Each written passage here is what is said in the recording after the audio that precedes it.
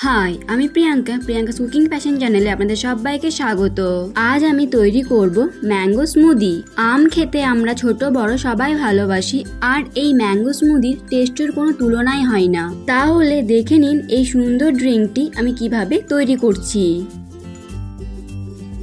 Mango smoothie বানানোর জন্য একটা আম টুকরো টুকরো করে কেটে নিয়েছি খোসা ফেলে দিয়ে।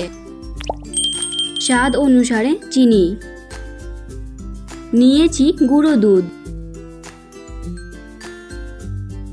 লাগছে, দুধ আর কয়েক টুকরো বরফ। ম্যাঙ্গো স্মুদি বানানোর জন্য মিক্সির জার নিয়েছি। এবার দিয়ে দিচ্ছি কেটে রাখা আমের টুকরোগুলো। সব আমের টুকরো দেব না, কিছু আমের টুকরো রেখে দেব। আম কতটা মিষ্টি তার উপর নির্ভর করে আপনারা চিনিটা বাড়িয়ে বা কমিয়ে নিতে পারেন। আমি এখানে 4 চামচ চিনি দিলাম। এরপর দিয়ে দিচ্ছি দুধ। দুধটা কিন্তু আগে থেকে ফুটিয়ে রাখা আছে। দিয়ে দিচ্ছি 1 চামচ গুঁড়ো দুধ, আর দিয়ে দিচ্ছি 4-5 টুকরো বরফ।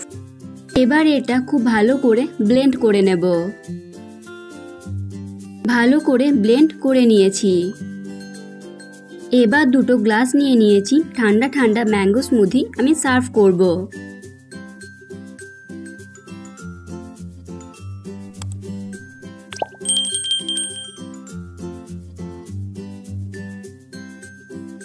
আগে থেকে কেটে রাখা টুকরো আমগুলো দিয়ে একটু গার্নিশ করে দেব।